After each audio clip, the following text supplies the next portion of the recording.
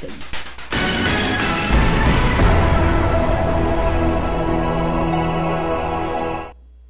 Bonjour tout le monde, bienvenue à une toute nouvelle édition de Nouvelles Haute-Gaspésie, votre bulletin de nouvelles locales. Mon nom est Dominique Fortier et je suis en compagnie de Frédéric Deroy. Alors bonjour mon cher Frédéric. Bonjour Dominique. Alors ça va bien cette semaine? Très bien, merci. Toi-même? Bah oui, toujours. Alors, toujours à l'aise assis à ma gauche. Ah oui, moi à la gauche, tu me connais, c'est mon spot. C'est ta place, effectivement. Et on va sauter à pieds joints dans l'actualité cette semaine puisque plusieurs choses ont retenu notre attention. Premièrement, on va parler d'une rencontre qui n'a pas eu lieu. Le 25 janvier, le député de Gaspé, Gaétan Lelièvre, avait convoqué les différentes directions régionales, soit de l'environnement, la sécurité publique, la santé, ainsi que les transports, afin de tenir une table ronde sur l'érosion des berges, la protection du littoral et que faire en cas d'urgence si jamais Dame Nature devait s'abattre une fois de plus sur la route 132 et ainsi enclaver certains villages, comme ce fut le cas notamment pour la Martre lors des dernières tempêtes. Alors, cette rencontre se voulait informative et aussi pour faire le point sur la stratégie gouvernementale qui était en vigueur à cet effet-là. Et finalement, le député de Gaspé a reçu une fin de non-recevoir. L'ensemble des directions régionales ont rejeté l'idée d'une rencontre évoquant qu'ils étaient déjà sur le dossier avec le ministre Sébastien Proulx. Alors, déception pour Gaétan Lelièvre qui accuse un peu les directions régionales de faire preuve de partisanerie. On dit, évidemment, je suis dans l'opposition, donc c'est pour ça que la rencontre n'aura pas lieu. Mais au final, les élus locaux déplorent tous la même chose, c'est qu'il y a un certain manque de communication et les élus locaux ont de la misère à expliquer aux citoyens qu'est-ce qui se passe, puisqu'on sait très peu de choses du plan stratégique, autant de la sécurité publique que des transports. Effectivement, on est un peu dans le noir total quand on est au niveau de la population. Qu'est-ce qui s'en vient? Ce sera quoi les solutions? On peut pas être en désaccord avec M. Lelièvre en disant qu'il, point de vue, je suis pas dans le bon parti, donc vous venez pas à ma réunion. Là. Ça sent ça, tu sais. Puis ce qui est dommage, c'est qu'en mettant tout le monde autour de la table, non seulement on peut communiquer où le gouvernement veut s'en aller. Moi, en parenthèse, ce qui me fait croire avec cette histoire-là, c'est que peut-être qu'ils n'ont pas tant de plans de match que ça, ils veulent juste pas en parler parce qu'ils n'ont pas vraiment d'idées. Et justement, ça aurait été une bonne occasion d'avoir tout le monde autour de la table, de mettre les problèmes et voilà, et qu'est-ce qu'on fait. Et à plusieurs têtes, souvent, on va trouver des solutions un peu plus créatives ou originales qui apparaîtront pas comme ça au Conseil des ministres ou des trucs de ce genre-là. Donc, je suis convaincu que le Parti libéral fait fausse route en ne voulant pas participer à ce genre de réunion-là parce qu'on aurait pu aller trouver des solutions intéressantes. Et de notre côté, ce qu'on peut penser, c'est qu'ils n'en ont pas de plan de match parce qu'à avoir aucune communication et à nous dire à peu près rien de ce qui va se passer dans le futur, ben, comment on peut faire confiance ou comment on peut se dire « Ah oui, ils ont la région bien en main » parce que depuis des années, on ne peut pas dire que le gouvernement libéral s'est cassé la tête à vouloir développer la Gaspésie. Donc, une fois de plus, on se sent loin, on se sent un peu mis de côté. Donc, je comprends la déception de M. Lelièvre et des élus de la région. J'espère que dans le futur, on va pouvoir se rasseoir et essayer de trouver un bon plan de match. Mais pour l'instant, c'est décevant. Et justement, quelques réactions d'élus. Le préfet de la Haute-Gaspésie, Aline Cormier, parlait d'une population qui a besoin d'être rassurée. Il se posait la question, quelle est la suite des choses? Il dit qu'il n'a pas eu de nouvelles de la sécurité publique depuis les événements des dernières semaines. Et il souhaiterait également un suivi de la part du ministère des Transports. Il raconte que des tempêtes comme celles qui ont été vécues récemment forcent, dans le fond, l'appareil gouvernemental à revoir les mesures d'urgence. Donc, de là, l'importance, justement, de faire une mise à jour sur qu'est-ce qui se passe. Il évoque des solutions. Qu'est-ce qu'on pourrait faire? Est-ce qu'on va transporter les gens par hélicoptère, par motoneige? Parce que il évoque la motoneige et c'est pas si fou que ça, parce qu'on se rappellera qu'à la Martre, il y a eu des convois qui ont été faits en motoneige pour certaines personnes qui devaient entrer et quitter la ville, même des convois en motoneige pour amener des médicaments à certaines personnes qui étaient enclavées dans le village. Donc, il y a certains éléments qui ne sont pas très loin d'une anarchie. Par contre, si on se rend compte que personne ne pouvait quitter et rentrer à part quelques services d'urgence, ça aurait pu dégénérer quand même assez rapidement. Oui, puis moi, ce qui est un peu frustrant aussi, c'est que Le gouvernement, depuis des années, presque depuis toujours, nous force à faire de la route. Hein. On a mis tout ce qui est santé ensemble avec le CIS, donc les cadres ou des gens ont à voyager beaucoup. On nous fait aller faire des rendez-vous médicaux à Rimouski, à Matane. On a à voyager. On a toujours à voyager en Gaspésie. Donc, si la route a un problème ou s'effondre, c'est vraiment pas seulement la journée qui peut être en péril, mais ça peut être la santé de quelqu'un, c'est un rendez-vous qu'on rate, puis les rendez-vous à Rimouski, des fois, ça va peut-être à 1 mois, 2 mois plus tard si on rate la journée qui était supposée. Donc, on nous demande de vivre sur la route en Gaspésie pour 1001 choses et on nous laisse dans le noir total par rapport aux décisions ou le plan de match, qu'est-ce qui va arriver si la route s'effondre, qu'est-ce qui va arriver s'il y a un gros problème. Alors, on ne peut pas demander aux gens de se fier sur la route pour leur vie en général et de ne pas nous donner les réponses à nos questions s'il arrive un problème. Donc, tout ça fait que c'est assez frustrant que les gens n'aient pas embarqué pour la réunion avec M. Lelièvre. C'est pratiquement un manque de respect, je trouve, pour la région. Alors, les libéraux, une fois de plus, me déçoivent énormément. Et les différents maires ont promis qu'ils allaient relancer les différentes directions régionales, histoire de essayer d'avoir une rencontre. Donc, on verra ce que ça donnera. On le sait, ici, il faut travailler 4 fois plus fort qu'ailleurs pour avoir des résultats, des rencontres, des choses. Donc, une chance qu'on a des élus qui n'ont pas les 2 pieds dans la même bottine. Et parlant de travailler très fort, l'usine Orbit de Capcha, qui est installée depuis plusieurs années, on sait que l'impatience se fait sentir chez les actionnaires, chez différentes personnes qui observent ce projet-là.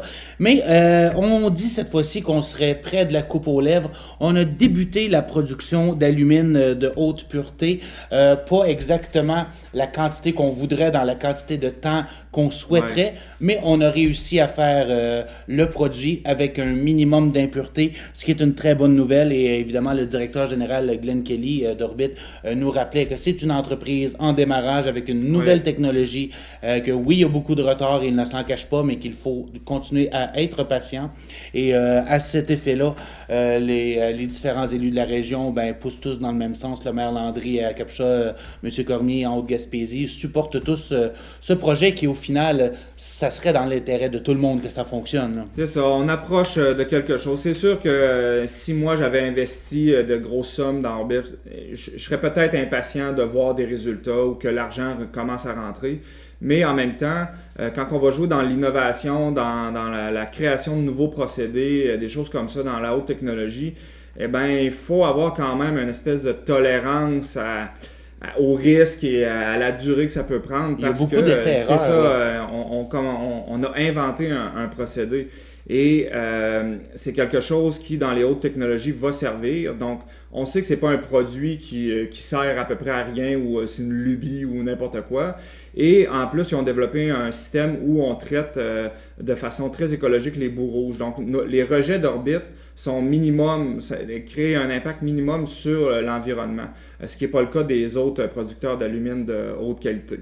Donc, on a quand même la chance d'avoir une entreprise qui est la moins polluante possible pour son créneau et on a un gisement dans la région. Donc, ce serait dommage, après avoir tout développé ça, tout parti ça et en ayant un gisement proche, que ça tombe à l'eau. Donc, moi, c'est sûr que j'espère que ça va continuer parce que on a la chance d'avoir le procédé le plus propre possible. On ne peut pas faire d'omelette sans casser des œufs. C'est sûr que ça nous donne une mine à ciel ouvert pour la matière première. Mais en même temps, là, on est dans un contexte de développement économique. On est mieux d'avoir le meilleur de sa gang qui développe le plus écologiquement possible que d'avoir un autre type d'industrie qui aurait une ressource ici, mais qui saloperait l'environnement. Donc, il faut être patient, je crois, puis j'ai encore confiance que ça va venir. Et surtout si on se rappelle que juste avant Orbit, l'entreprise qui était là, ça avait été un fiasco pour le développement économique à Capcha. On avait pris beaucoup trop de temps à se développer. Effectivement. Mais dans ce cas ici, Orbit, on parle d'une alumine de haute pureté qui pourrait être applicable notamment pour les écrans de téléphones cellulaires, aussi pour les piles au lithium aussi dans le domaine médical. Donc, M. Kelly nous confirme qu'il y a déjà des petites commandes à niveau commercial qui ont été données à Orbit. Évidemment, c'est à très petit niveau, mais évidemment, il faut tester si le projet, si le produit convient. Donc, on verra qu'est-ce que ça va donner, mais quelque chose qui est certain, on me demandait récemment, quelqu'un qui était intéressé à s'acheter des actions, me disait, est-ce que je devrais investir? Croyez-vous que ça va réussir?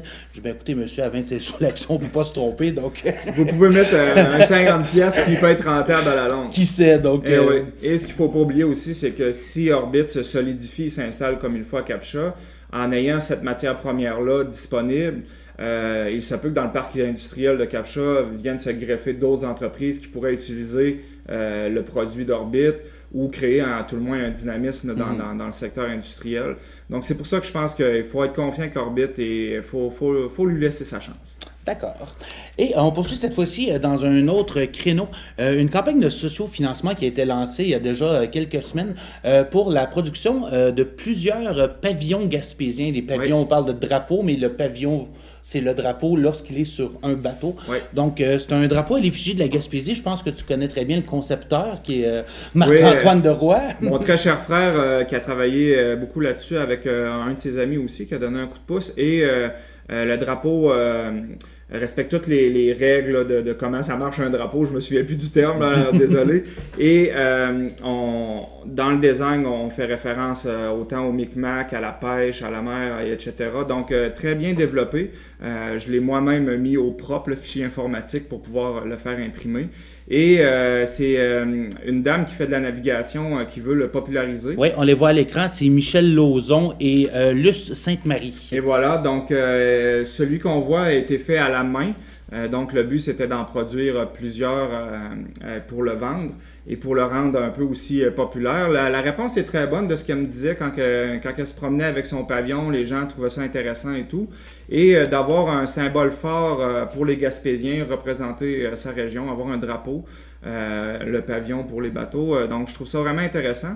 On peut aller, j'imagine que sur l'article, tu as mis le lien pour le site de sociofinancement. Oui, bien en fait, on se rend au haricot.ca et dans l'onglet de recherche juste en haut, on écrit pavillon gaspésien. Excellent. Et on tombe sur la page et au fond, ce que Mme Lauzon me disait, c'est que c'est un projet tout ou rien. Donc si on réussit à amasser la somme espérée, on produit la centaine de drapeaux. Si on ne reçoit pas la totalité de la somme, on remet les 20 $ à chacun des participants là, qui aurait donné... Oui, dans le fond, j'en ai commandé un et c'est un paiement qui est en attente. C'est ça, donc, exactement. Donc, il n'est pas pris tant que le projet n'est pas accepté. Donc, on ne risque rien dans le sens que si le projet n'aboutit pas, on n'a pas un sou qui va décoller.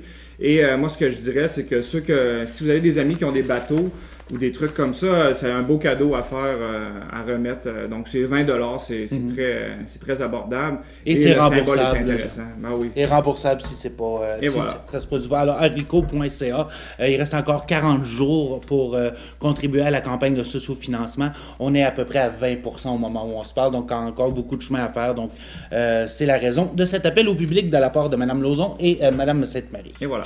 Ensuite, la Chambre de commerce de la Haute-Gaspésie cherche à combler quelques postes au sein de son conseil d'administration. Il existe 9 postes d'administrateurs à la Chambre de commerce. 2 sont actuellement vacants, mais on prévoit que lors de la prochaine Assemblée générale annuelle, il y en aurait 2 autres qui pourraient devenir vacants. Alors, la coordinatrice de la Chambre, Cassandra Lévesque, et le président Steve Ouimet lancent l'invitation à tous ceux qui seraient intéressés à s'impliquer dans la Chambre de commerce à titre d'administrateur. Évidemment, c'est selon les disponibilités de chacun. Donc, ce n'est pas un engagement à temps plein, mais c'est une façon de dynamiser le milieu économique de la Haute-Gaspésie. Et voilà, et plus on a un conseil d'administration qui est fort et dynamique, ben, plus la Chambre de commerce s'en trouve bonifiée parce que les administrateurs souvent vont donner un coup de main comme pour monter le gala, des trucs comme ça. Donc ça prend des gens qui ont à cœur leur région. Une Chambre de commerce, c'est essentiel parce que d'avoir un bon réseautage entre entreprises et de pouvoir des fois aussi passer un message par la Chambre de commerce au gouvernement ou à nos élus locaux pour certains dossiers, quand on a une chambre de commerce qui est forte et bien installée, crédible, ça aide à pouvoir faire passer des messages pour les entrepreneurs du coin. Donc, j'ose espérer que certaines personnes vont se pointer le nez pour combler les postes parce que c'est important.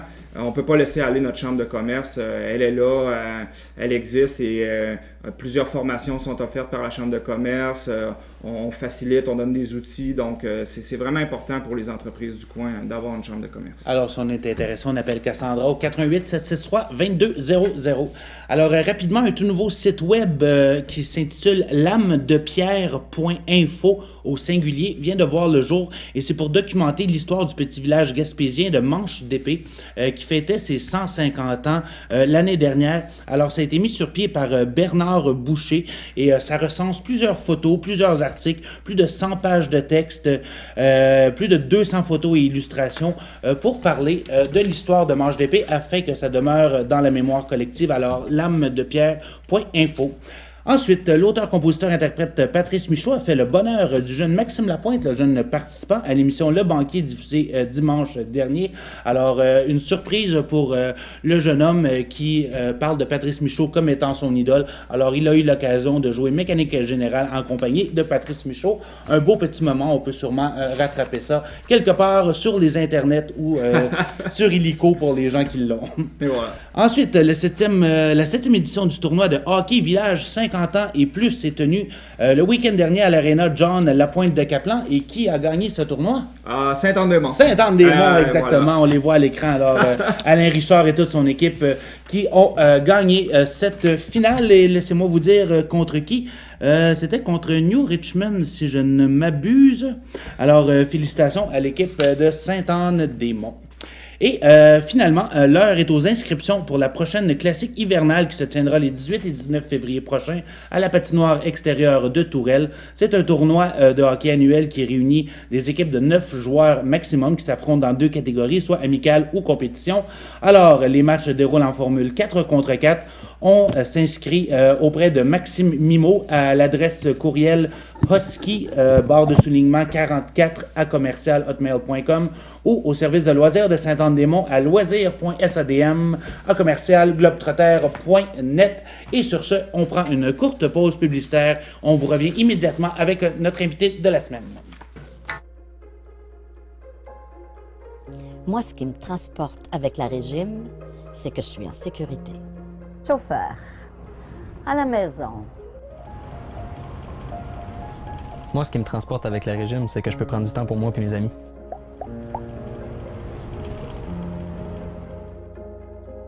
Moi, ce qui me transporte avec le régime, c'est que j'économise.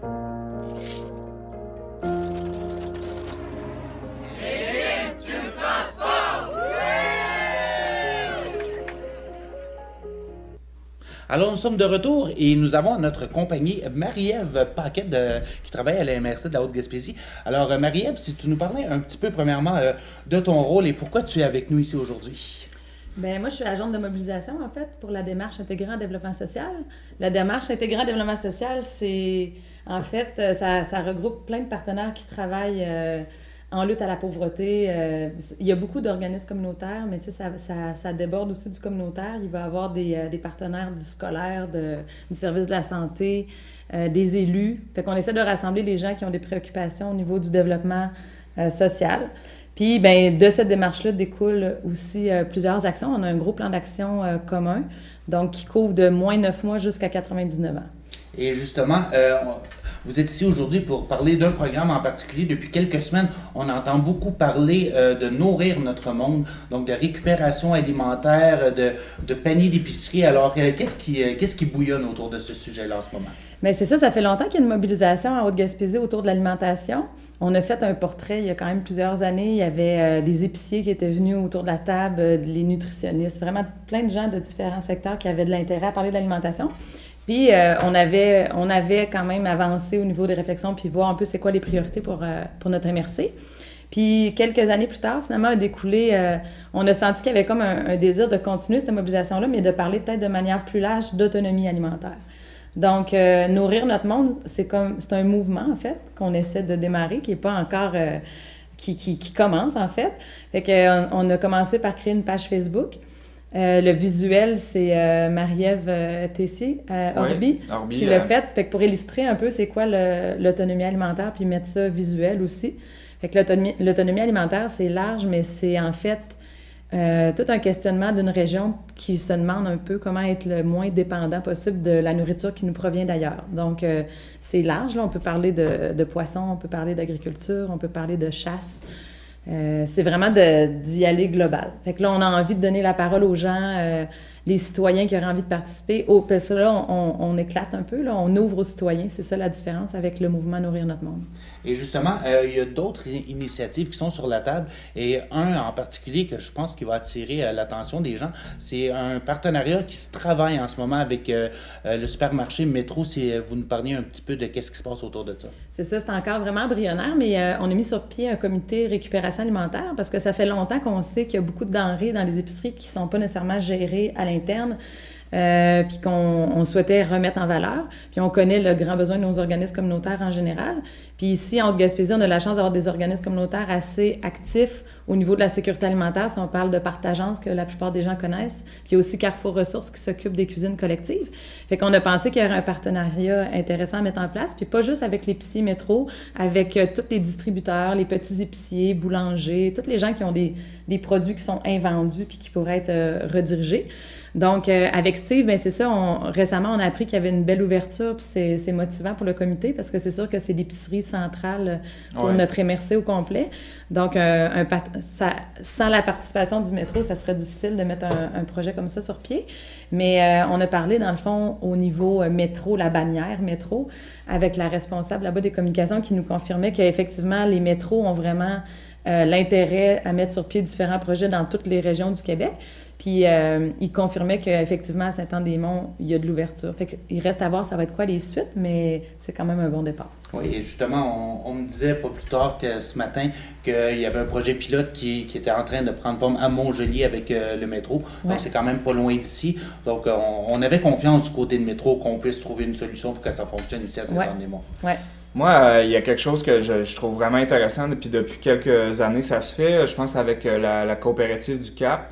C'est d'enseigner comment jardiner avec les enfants, puis le compost et ce genre de trucs-là. Est-ce que ça aussi, ça va te pousser un peu plus? Bien, en fait, c'est que toutes les initiatives, on essaye vraiment de partir de ce qu'on a déjà comme acquis parce qu'on part pas de rien, tu sais. Ça, j'essaie de le dire souvent parce que le but, c'est pas d'arriver puis de dire aux gens « Ah, en Gaspésie, on est donc bien mal à manger. » C'est plus de dire « On a vraiment un territoire exceptionnel, on a des ressources naturelles exceptionnelles, des acteurs hyper dynamiques. » Tu sais, là, tu donnes l'exemple du projet d'accompagnement jardin, c'est une des initiatives qui est mise en place puis soutenue par la démarche intégrante développement social.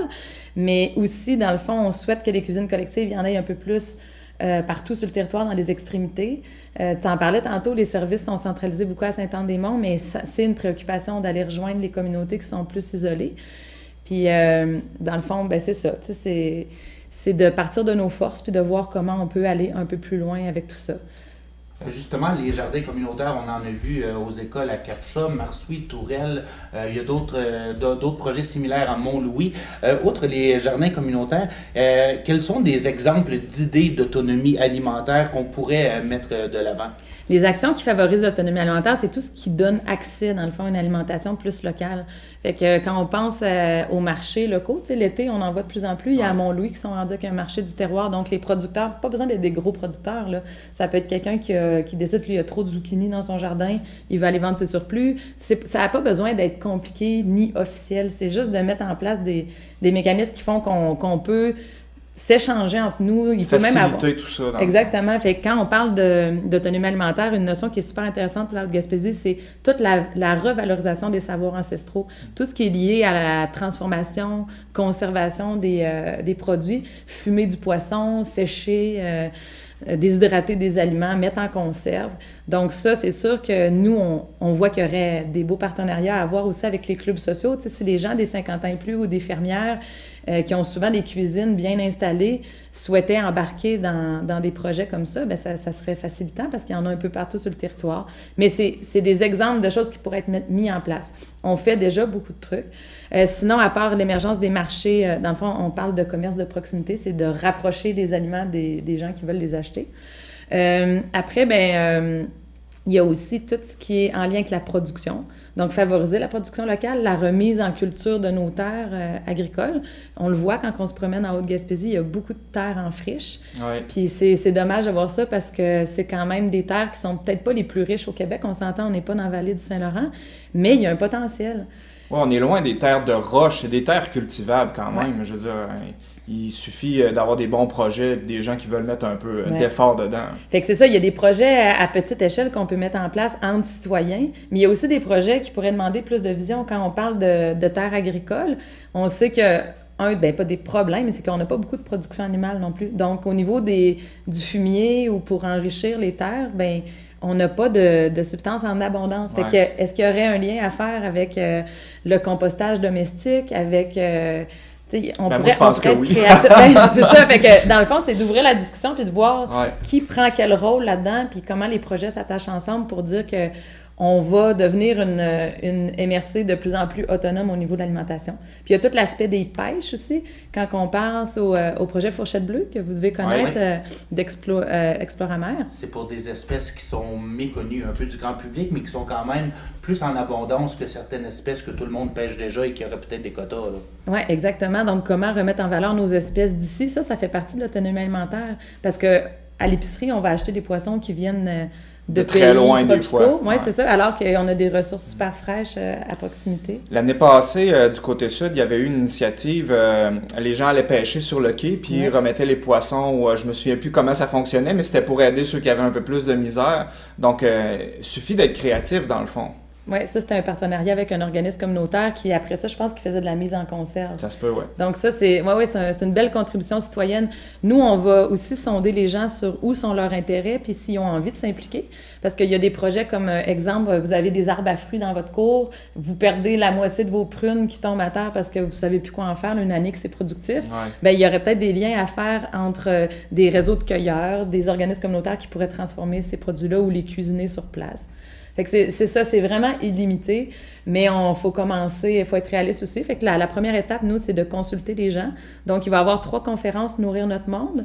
On a décidé d'en offrir une dans l'est de la MRC pour que les villages qui ont une réalité qui se ressemble un peu plus, là, à partir de Cap-au-Nord jusqu'à Madeleine, puissent trouver des solutions. Il va y avoir 2 événements à Sainte-Anne-des-Monts, dont une conférence citoyenne à la Maison de la Culture le 9 février. Justement, on est au moment de donner les dates et les... Quel bon timing, hein, l'enchaînement. Ça venir. Alors, justement, on parlait à Sainte-Anne-des-Monts. Quels sont les 2 événements, les lieux et les dates? Donc, 2 jours à la MRC, de 8h30 à midi. C'est un événement qui est sur invitation. Donc, pour les acteurs du milieu de l'alimentation, quand on parle de gens qui sont vraiment les commerçants, les élus, les organismes communautaires. Donc, on se réserve ça sans les citoyens à la MRC le 9 février. Et en soirée, à la Maison de la Culture, là, c'est vraiment bienvenue à tout le monde. Les gens qui veulent seulement venir écouter parce qu'ils sont curieux ou qui ont envie de participer, parce que ça va être quand même des conférences participatives. On veut vraiment laisser une bonne place à la discussion, aux échanges. Ça va être à 7h à la Maison de la Culture le 9 février. Mais il va y avoir des bouchées de 6 à 7. Donc, on va essayer de mettre en valeur aussi les produits régionaux. Ça va être des bouchées sucrées avec thé. Okay. Et à Gros-Monde, c'est le 8 février, un mercredi soir. Ça va avoir lieu, en fait, à la Maison L'Essentiel, qui n'a pas vraiment encore ouvert ses portes officiellement. Ça va être un des premiers événements. Ouais. Enfin! On est bien contents de cette collaboration-là. Puis à Gros-Monde, ben c'est ça va être de soirée en formule 4 à 7. Puis il va y avoir aussi des bouchées offerts. Puis toutes les conférences sont gratuites. Ah ouais. Parler de bouffe sans avoir de bouffe, ça serait de la torture. Marie-Ève Paquette, merci infiniment d'avoir été avec nous aujourd'hui. Merci beaucoup. Alors, on suit justement les médias et les conférences pour en apprendre un petit peu plus sur les différentes démarches qui se poursuivront au cours des prochains mois. Oui. Merci Marie-Ève. Merci. Alors, restez avec nous. On passe brièvement à travers la vie sociale pour vous rappeler que le Cercle des fermières de Sainte-Anne-des-Monts tiendra sa réunion mensuelle mercredi le 1er février à 19h au sous-sol de l'église. Les nouveaux membres sont les bienvenus. Et le Cercle de fermières de Cap-Chat tiendra sa réunion mensuelle la même journée à 19h30 à son local habituel. Les nouveaux membres sont également bienvenus. Et on rappelle que le Club des 50 ans et plus de Mont-Louis tiendra un tournoi de billard ouvert à tous la fin de semaine du 4 et 5 février au centre communautaire Jude Drouin. Soupe et sandwich seront servis sur place. Le dimanche 5 février, un déjeuner communautaire sera sera servi dès 8 heures. Pour s'inscrire, on peut contacter Albert au 88 797 21 84. Et en terminant, un tournoi de poker de style Texas Hold'em le samedi 11 février au centre communautaire Jules Drouin de Mont-Louis. Pour inscription, on contacte Stéphane au 967 15 76. Sur ce, au nom de mon ami Frédéric Deroy, mon nom est Dominique Fortier et on vous souhaite une bonne semaine.